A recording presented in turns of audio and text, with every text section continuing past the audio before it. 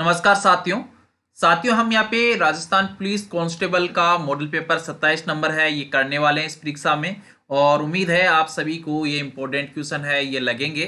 तो इसी क्रम में हम करते हैं अपनी क्लास का पहला क्वेश्चन के अंदर आपको पार्ट ए है वो आपको मिलेगा। पार्ट ए के अंदर आपको रीजनिंग, लॉजिक और कंप्यूटर नॉलेज के 60 क्वेश्चन आपको मिलेंगे। 60 मार्क के ये रहने वाले हैं। तो सबसे पहले हम कंप्यूटर से ये क्लास स्टार्ट करते हैं। कंप्यूटर में हमारा पहला क्वेश्चन है, मेन फ्रेम या सुपर कंप्यूटर में एक्सेस के लिए यूजर अक्सर किसका उपयोग करते हैं। देखिए, मेन फ्रेम या सुपर कंप्यूटर में एक्सेस के लिए यूजर अक्सर टर्मिनल का उपयोग करते हैं। इसी क्रम में अगला क्वेश्चन देखिए, निम्नलिखित में से कौन सा मशीन इंडिपेंडेंट प्रोग्राम है। तो देखिए, मशीन इंडिपेंडेंट प्रोग्राम है, ये हाई लेवल लैंग्वेज है, ये होता है machine independent program. B answer इसमें राइट आंसर है, ये हो जाएगा। बाकी देखिए, लो लेवल लैंग्वेज है, ये इसी के लो लेवल लैंग्वेज के ही प्रकार है, मशीन लैंग्वेज और असेंबली लैंग्वेज। मशीन लैंग्वेज को कंप्यूटर डायरेक्ट पढ़ सकता है, ये भी आपको याद रहना चाहिए। पास्कल क्या है, देखिए पास्कल है वो एक कंप्यूटर की भाषा है, क्या है, और ये हाई लेवल लैंग्वेज है। पास्कल कंप्यूटर की भाषा है और ये हाई लेवल लैंग्वेज है, याद रख सकते हैं आप इसको। निम्नलिखित में से किस मेमोरी को प्रति सेकंड कई मदों को नवीनीकृत करना चाहिए। निम्नलिखित में से किस मेमोरी को प्रति सेकंड कई मदों को नवीनीकृत करना चाहिए। तो ये डायनेमिक रैम है, इसको करना चाहिए। और अगला क्वेश्चन हमारा है, किसी स्टोरेज लोकेशन को आइडेंटिफाई करने के लिए प्रयुक्त नाम या नंबर क्या कहलाता है। देखिए, किसी भी स्टोरेज लोकेशन है उसको आइडेंटिफाई करने के लिए प्रयुक्त नाम या नंबर एड्रेस कहलाता है। क्या कहते हैं, एड्रेस हम उसे कहते हैं। जेपीईजी का एस संक्षिप्त रूप क्या है। देखिए, जेपीईजी इसका एस संक्षिप्त रूप क्या है, फुल फॉर्म क्या है। तो इसकी फुल फॉर्म होती है joint photographic expert group. Joint photographic expert group इसकी फुल फॉर्म होती है। कौन सा डिवाइस उपकरण हाथ पकड़ या हैंड हेल्ड ऑपरेटिंग प्रणाली का उपयोग करता है। निम्नलिखित में से कौन सा डिवाइस या उपकरण हाथ पकड़ या हैंड हेल्ड ऑपरेटिंग प्रणाली का उपयोग करता है। तो ये पीडीए करता है। क्या कौन करता है, पीडीए ये करता है। इसी क्रम में अगला क्वेश्चन है, पीसी में संचार संभव करने हेतु जोड़ने वाले तार है वो क्या कहलाते हैं। देखिए, पीसी में संचार संभव करने हेतु जोड़ने वाले तार है ये बेस लाइन कहलाते हैं। क्या कहलाते हैं, बेस लाइन ये कहलाते हैं। बी आंसर, ए आंसर इसमें राइट आंसर है आपका, याद आपको रखना है इसको। आपको यदि किसी टेक्स्ट को एक जगह से दूसरी जगह पर ले जाने की आवश्यकता है तो आप क्या करेंगे। मान लो आप कोई भी टेक्स्ट है उसको बी वहां से हटाकर दूसरी जगह आपको पेस्ट करना है तो आपको क्या करना पड़ेगा, पहले तो उसको कट करना पड़ेगा और दूसरी जगह जहां आपको ले जाना है वहां पे आपको पेस्ट करना पड़ेगा। कट के लिए आपको कंट्रोल+X है ये दबाना होता है, और पेस्ट के लिए आपको कंट्रोल+V है ये आपको पेस्ट के लिए उपयोग में लेना है। याद रखिएगा इस चीज को। 10 नंबर है, RISC का विस्तारित रूप क्या है। देखिए, RISC इसका विस्तारित रूप है ये होता है result instruction set computer. A answer इसमें राइट आंसर है। आगे बढ़ने से पहले जिन्होंने हमारा मोबाइल एप्लीकेशन प्ले स्टोर से डाउनलोड नहीं किया है वो भाई एक बार हमारा एप्लीकेशन जरूर डाउनलोड कर लीजिए।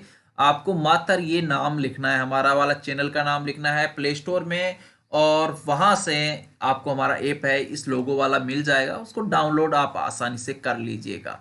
यहाँ पे आपको फ्री पीडीएफ है वो मिल जाती है, नोट्स आपको यहाँ पे मिलते हैं इंपॉर्टेंट, यहाँ पे आपको बहुत सारी क्विज है वो देने को मिल जाती है। तो ये सारी क्विज और पीडीएफ के लिए आप हमारा मोबाइल ऐप जरूर डाउनलोड करें, लिंक डिस्क्रिप्शन में भी दिया हुआ है। पार्ट बी करते हैं। पार्ट बी के अंदर आपको 35 क्वेश्चन देखने को मिलेंगे, 35 नंबर के ये रहने वाले हैं। पर पार्ट बी शुरू करने से पहले जिन्होंने भी हमारी क्लास को अब तक लाइक नहीं किया एक बार लाइक कर दीजिएगा। सामान्य लवण रसोई में उपयोग में लिए जाने के अतिरिक्त किसके निर्माण में कच्चे माल के उपयोग में आता है। देखिए, सामान्य लवण है, रसोई में उपयोग लिए जाने के अतिरिक्त किसके निर्माण के कच्चे माल के में उपयोग आता है। तो ये एक धावन सोडा के निर्माण में आता है, बेकिंग सोडा के निर्माण में ये आता है, 1 और 3 के निर्माण में ये काम आता है। पाचन के दौरान जठर रस की पीएच है वो कितनी होती है? कई बार पूछा गया है कि हमारा जो जठर रस है उसमें कौन सा अम्ल पाया जाता है, तो ये HCl हाइड्रोक्लोरिक अम्ल है, इसके अंदर पाया जाता है, ये याद रख लीजिएगा। और इसके दौरान पीएच है वो 7 से कम होती है, अम्लीय होती है। निम्नलिखित में से कौन सा एक खनिज अम्ल नहीं है? इनमें से कौन सा खनिज अम्ल नहीं है? तो सिट्रिक अम्ल है, खट्टे पदार्थों में पाया जाता है, तो ये बी आंसर है, ये एक अम्ल नहीं है। बाकी हाइड्रोक्लोरिक है, HCl है, ठीक है, H2SO4 है और NO3 है, ये भी है, HNO3 ये भी एक है, ये याद रखिएगा। इसी क्रम में अगला क्वेश्चन हम करेंगे। 14 नंबर क्वेश्चन है, जिंक के विद्युत परिष्करण के दौरान ये कैथोड के ऊपर है निक्षेपित हो जाता है। ए आंसर, ये राइट आंसर इसमें हो जाएगा। इसी क्रम में अगला 15 नंबर क्वेश्चन देखिए, कौन सा गुणधर्म सामान्य आयनिक यौगिकों के द्वारा प्रदर्शित नहीं किया जाता है? कौन सा गुणधर्म सामान्यतः आयनिक यौगिकों के द्वारा प्रदर्शित नहीं किया जाता है? तो ये ठोस अवस्था में विद्युत चालकता है, ये प्रदर्शित नहीं की जाती है। निम्नलिखित में से कौन सा एक भौतिक परिवर्तन नहीं है? निम्नलिखित में से कौन सा एक भौतिक परिवर्तन है? ये नहीं है, तो एक भौतिक परिवर्तन है, ये नहीं है। द्रवित पेट्रोलियम गैस का दहन, द आंसर इसमें राइट आंसर हो जाएगा। हमारा अगला क्वेश्चन है, एक जलीय विलयन लाल लिटमस विलयन को नीला कर देता है, इनमें से किसके विलयन को आधिक्य में मिलाने से ये परिवर्तन व्युत्क्रमणीय हो जाता है? देखिए ये कह रहा है कि लाल लिटमस विलयन को नीला कर देता है। एक जलीय विलयन लाल लिटमस पत्र, यानी पहले ये अम्लीय था, अम्लीय को ये नीला कर देता है, नीला कर देता है, इसका मतलब ये क्या है? क्षारीय है, ठीक है। क्षारीय जो विलयन है, जलीय विलयन है, किस प्रकार का है? क्षारीय है। नीला लिटमस पत्र मतलब क्षारीय, लाल लिटमस पत्र मतलब अम्लीय। निम्नलिखित में से किसके विलयन को आधिक्य से मिलाने पर ये परिवर्तन व्युत्क्रमणीय हो जाएगा? मतलब अम्लीय कैसे हो सकता है? तो अम्लीय करने के लिए हमें इसमें अम्ल मिलाना पड़ेगा, और अम्ल सिर्फ और सिर्फ हमारे ऑप्शन में ये वाला है जो हाइड्रोक्लोरिक अम्ल है, यही है, तो HCl हम इसमें मिलाएंगे। एनीमिया रोग किस विटामिन बी कॉम्प्लेक्स की कमी के कारण होता है? तो देखिए एनीमिया रोग है, एक तो विटामिन B6 है, इसकी कमी से होता है, दूसरा एक विटामिन B12 है, इस बी कॉम्प्लेक्स की वजह से ये एनीमिया रोग है, ये हो जाता है। वैसे एनीमिया रोग है एफी लो तत्व की कमी के कारण होता है, ये भी याद रख सकते हैं आप। और यहाँ पे ऑप्शन दे रखा है हमारे पास विटामिन B12 है। निम्न में से किस तत्व के अणु में परमाणुओं की संख्या सबसे अधिक है? तो सल्फर, सल्फर के अणु में परमाणुओं की संख्या सबसे अधिक होती है, और कितनी होती है? 8। पारिस्थितिकी के जनक के रूप में जाना जाता है। देखिए पारिस्थितिकी के जनक के रूप में हमने ग्रेगर जॉन मेंडल आनुवांशिकता के जनक है ये कहा है, आनुवांशिकता।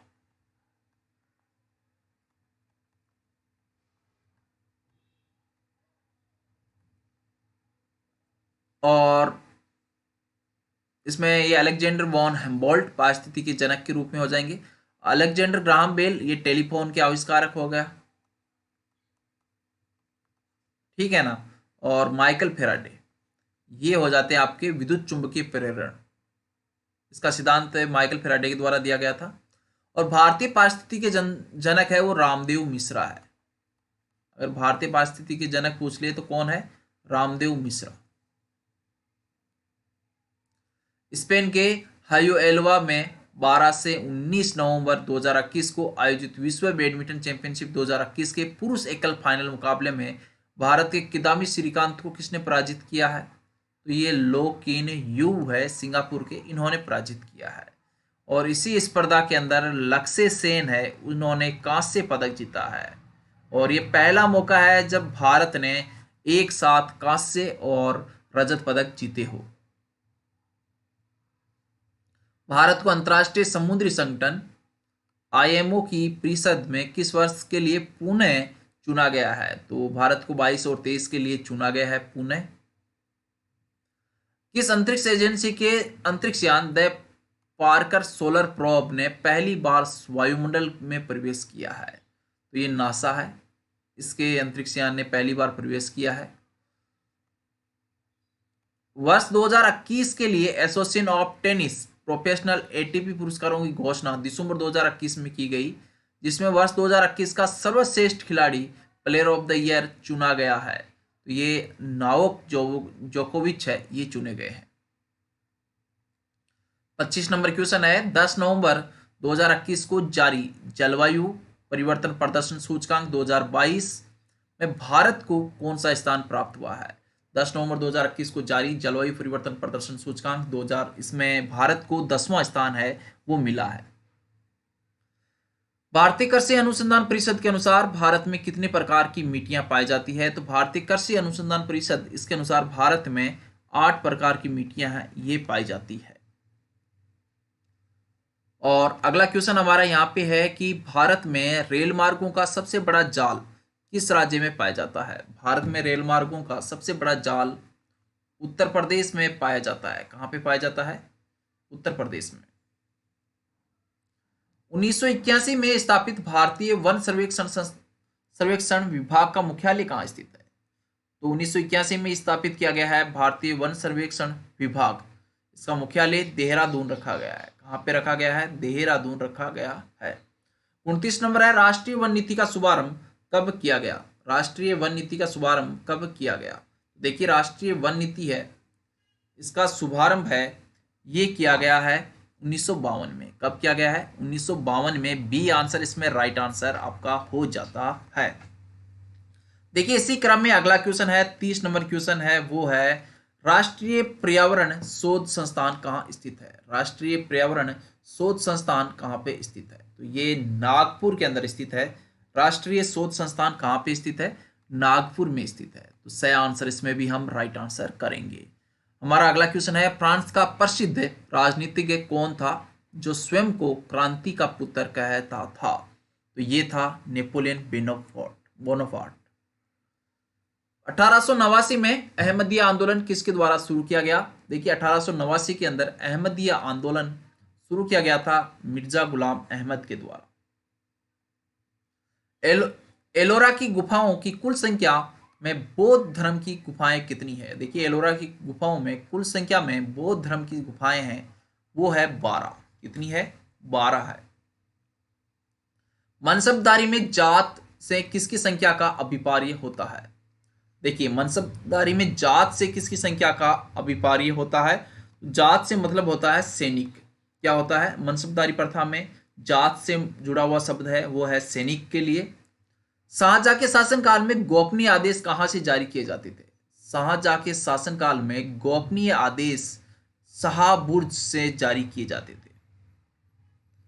सीजर्स कप किस खेल से जुड़ा हुआ है? तो देखिए, सीजर्स कप है ये जुड़ा हुआ है फुटबॉल से। किससे जुड़ा हुआ है? फुटबॉल से ये जुड़ा हुआ है। यूनेस्को का मुख्यालय कहाँ पे स्थित है? देखिए, यूनेस्को है, इसका मुख्यालय कहाँ पे स्थित है? तो यूनेस्को का मुख्यालय पेरिस के अंदर स्थित है। कहाँ पे स्थित है? पेरिस में। केंद्रीय औषधि अनुसंधान संस्थान कहाँ पे स्थित है? देखिए, केंद्रीय अनुसंधान संस्थान, औषधि अनुसंधान संस्थान लखनऊ में स्थित है। इसी क्रम में अगला क्वेश्चन, भारत के राष्ट्रीय चिन्ह अशोक चक्र को भारत सरकार ने कब अपनाया? भारत के राष्ट्रीय चिन्ह अशोक चक्र को भारत सरकार के द्वारा 22 जुलाई 1947 को अपनाया गया था। ए आंसर इसमें राइट आंसर है।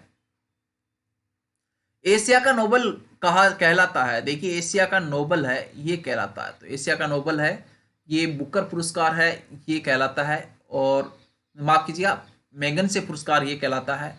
और देखिए, बुकर पुरस्कार है ये साहित्य के क्षेत्र में दिया जाता है, ठीक है, जबकि बोर्लॉग पुरस्कार है ये कृषि के क्षेत्र में दिया जाता है। तो याद रख लेना, इसमें राइट आंसर हो जाए एशिया का नोबल मैगसेसे पुरस्कार कहलाता है।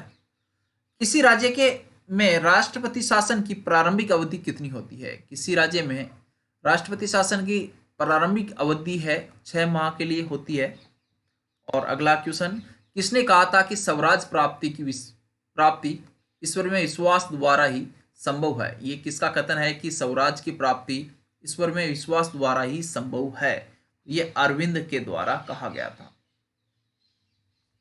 भाषाई आधार पर गठित होने वाला भारत का पहला राज्य कौन सा है? भाषाई आधार पर गठित होने वाला भारत का पहला राज्य है आंध्र प्रदेश। इसी क्रम में अगला क्वेश्चन, संविधान सभा के सदस्यों में किसका संबंध प्रशासन से था? देखिए संविधान सभा के सदस्य हैं, इनमें से प्रशासन से कौन जुड़े हुए थे? तो इसमें जो BN राव है और SN मुखर्जी है, ये प्रशासन से जुड़े हुए थे। तो 6, B और 2 और 3। संविधान की धारा 170 के अनुसार किसी भी विधानसभा में अधिकतम संख्या कितनी हो सकती है?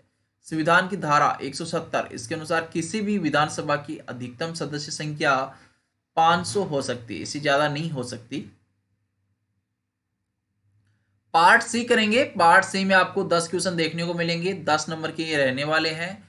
और पहला क्वेश्चन ये कहता है कि कोई भी लोक सेवक है वो अगर किसी महिला के साथ यौन अपराध करता है, क्या करता है, किसी भी महिला के साथ यौन अपराध कारित करता है, तो उसके लिए कौन सी धारा लगाई जाती है? तो धारा 376C है, वो लगाई जाती है। दंड प्रक्रिया संहिता CRPC 1973 की किस धारा में 16 वर्ष से कम उम्र की महिला के साथ एक या एक से अधिक व्यक्ति द्वारा मिलकर सामूहिक बलात्कार की घटना का वर्णन है, या कौन सी धारा उस समय लगाई जाती है? तो अगर 16 साल से कम उम्र की महिला के साथ एक या एक से अधिक व्यक्ति द्वारा मिलकर सामूहिक बलात्कार किया जाता है तो धारा 376DA लगती है। और DB है वो 12 साल से कम उम्र की महिला के साथ सामूहिक बलात्कार के लिए लगती है, ये भी आप याद रखिए। दहेज को लेने देने और दहेज लेने देने के लिए उकसाने पर या तो 6 माह का कारावास, 5,000 रुपये जुर्माना देना पड़ता था। इसको संशोधित कर दिया गया है और इसमें न्यूनतम 6 माह और अधिकतम कितने वर्ष की सजा कर दी है? तो अधिकतम 10 वर्ष की सजा इसमें कर दी गई है। भारतीय दंड संहिता की कौन सी धारा निर्ममता तथा दहेज के लिए उत्पीड़न से होने वाली मृत्यु से जुड़ी हुई है? तो देखिए भारतीय दंड संहिता की धारा जो दहेज उत्पीड़न से जुड़ी हुई है, मृत्यु से होने वाली घटना से जुड़ी हुई है, तो ये है धारा 304B। भारतीय दंड संहिता किस धारा में उत्पीड़न से तंग आकर महिलाओं द्वारा आत्महत्या के लिए प्रेरित करने वाली घटनाओं से निपटने के लिए कानूनी प्रावधान है? धारा 306 में कानूनी प्रावधान किए गए हैं। अगला क्वेश्चन है, सर्वप्रथम भारतीय संविधान में किस वर्ष बच्चों एवं महिलाओं की सुरक्षा का ध्यान दिया गया? तो बच्चों और महिलाओं की सुरक्षा का ध्यान है ये दिया गया है 1950 में सबसे पहले। इसके बाद का क्वेश्चन है, भारतीय दंड संहिता की किस धारा के अंतर्गत महिलाओं का विशेषाधिकार यौन उत्पीड़न की सजा का कानून है? तो देखिए भारतीय IPC की कौन सी धारा है जिसके अंतर्गत महिलाओं का विशेषाधिकार यौन उत्पीड़न की सजा का प्रावधान है? धारा 354A। भारतीय दंड संहिता संशोधित अधिनियम 2018 उसके अनुसार तेजाबी हमला करने पर सजा है वो 10 वर्ष तक का प्रावधान किया गया है।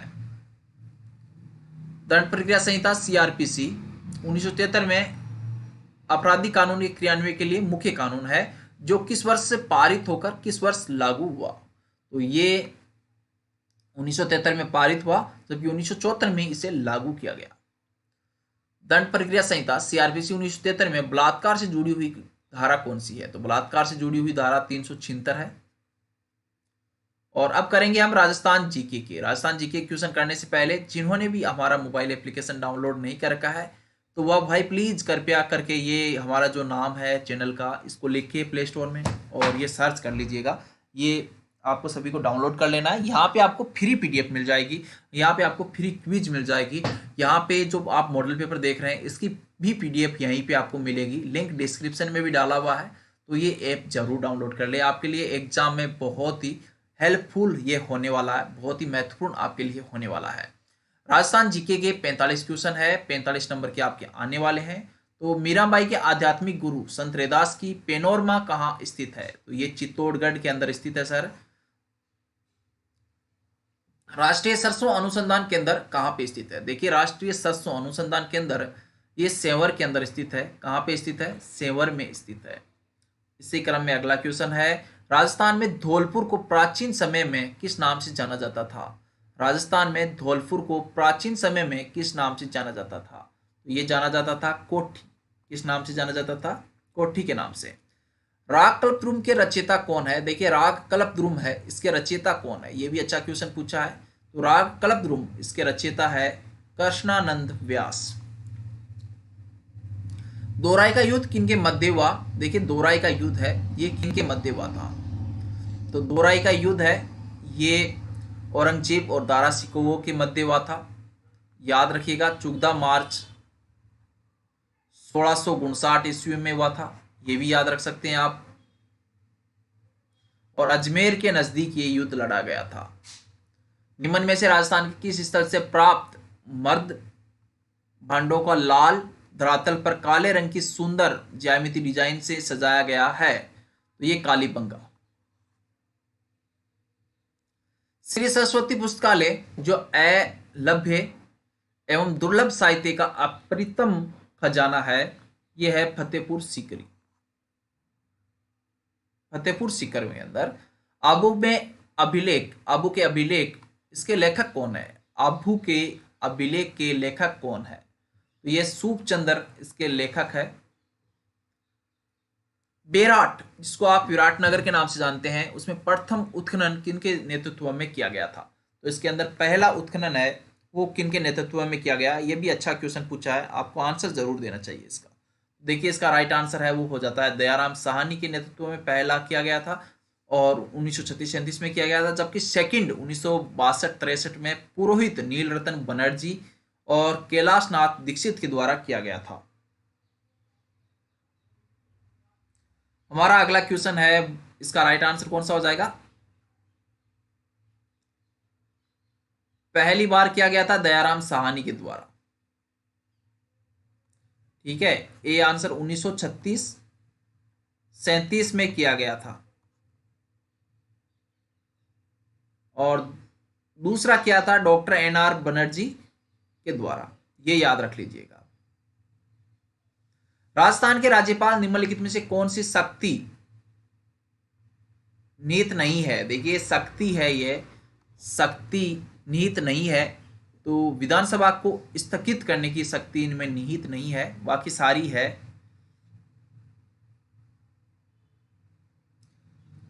पंचायती राज व्यवस्था है, देखिए पंचायती राज व्यवस्था है ये किस प्रकार की है? तो स्थानीय स्वशासन की पंचायती राज व्यवस्था है। सही उत्तर का हमें चयन करना है। तो राजस्थान का निर्वाचन आयोग किस प्रकार का है? देखिए राजस्थान का निर्वाचन आयोग ये एक संवैधानिक संस्था है। राजस्थान लोक सेवा आयोग के पहले अध्यक्ष कौन थे? राजस्थान लोक सेवा आयोग के पहले अध्यक्ष है SK घोष। कौन थे? SK घोष राजस्थान लोक सेवा आयोग के पहले अध्यक्ष थे। राजस्थान मानवाधिकार आयोग अस्तित्व में आया था। राजस्थान मानवाधिकार आयोग कब अस्तित्व में आया?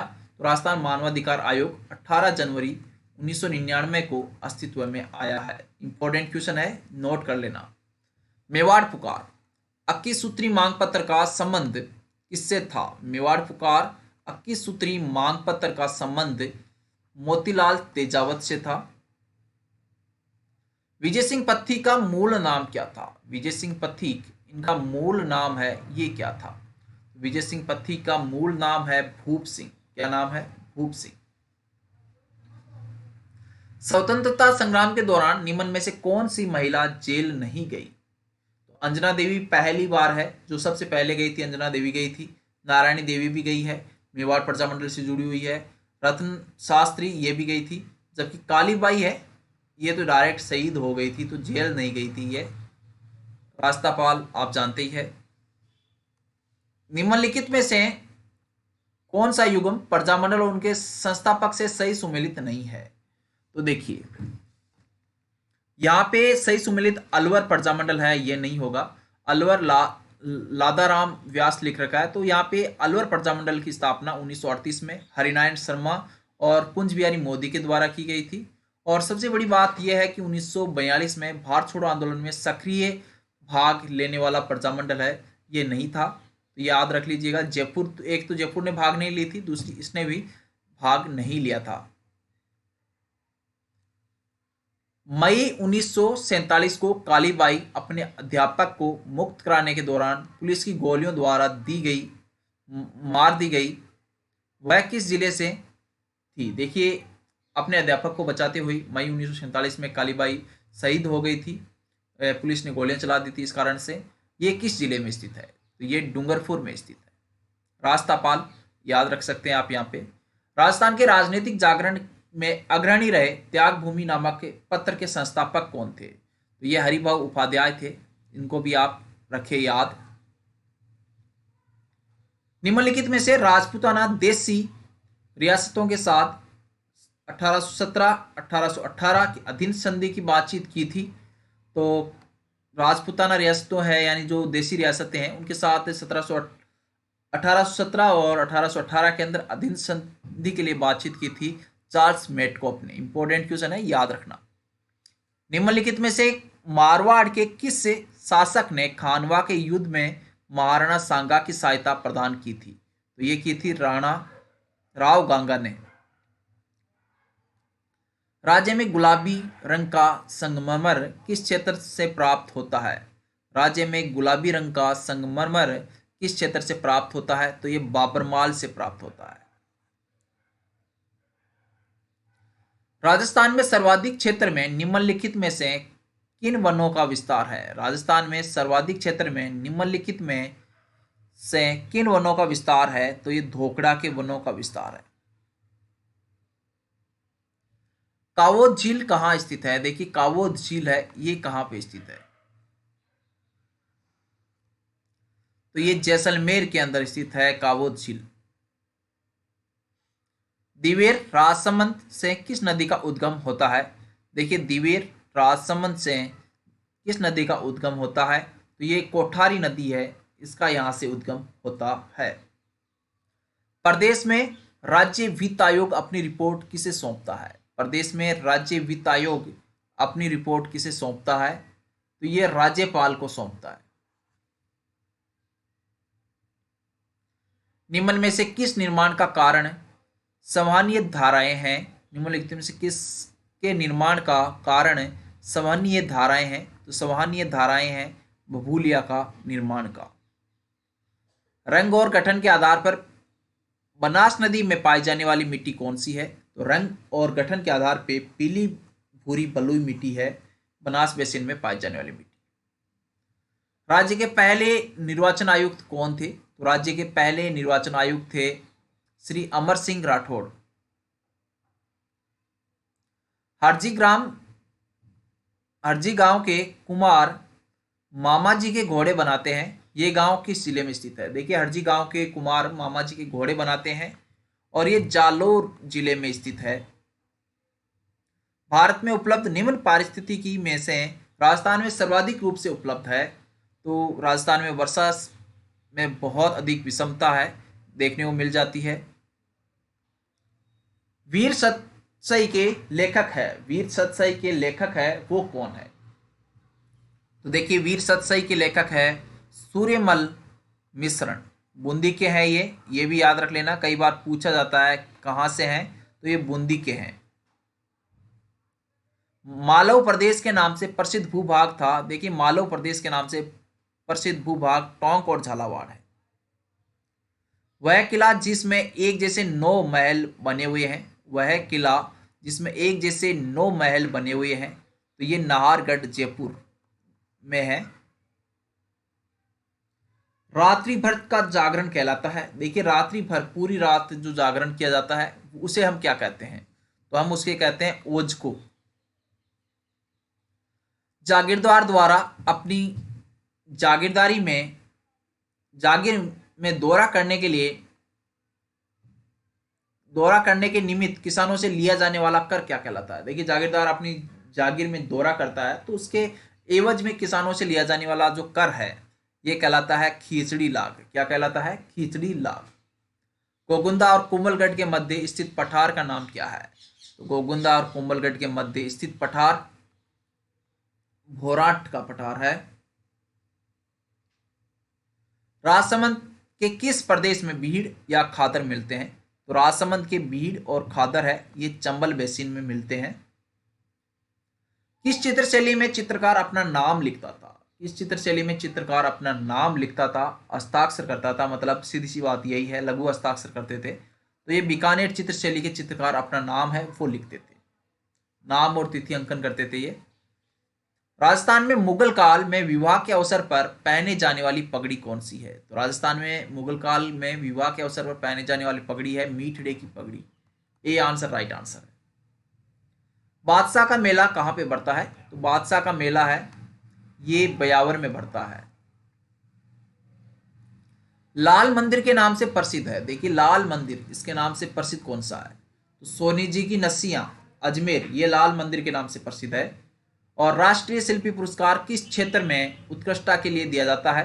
तो ये हस्तशिल्प के लिए दिया जाता है। द आंसर इसमें राइट आंसर है।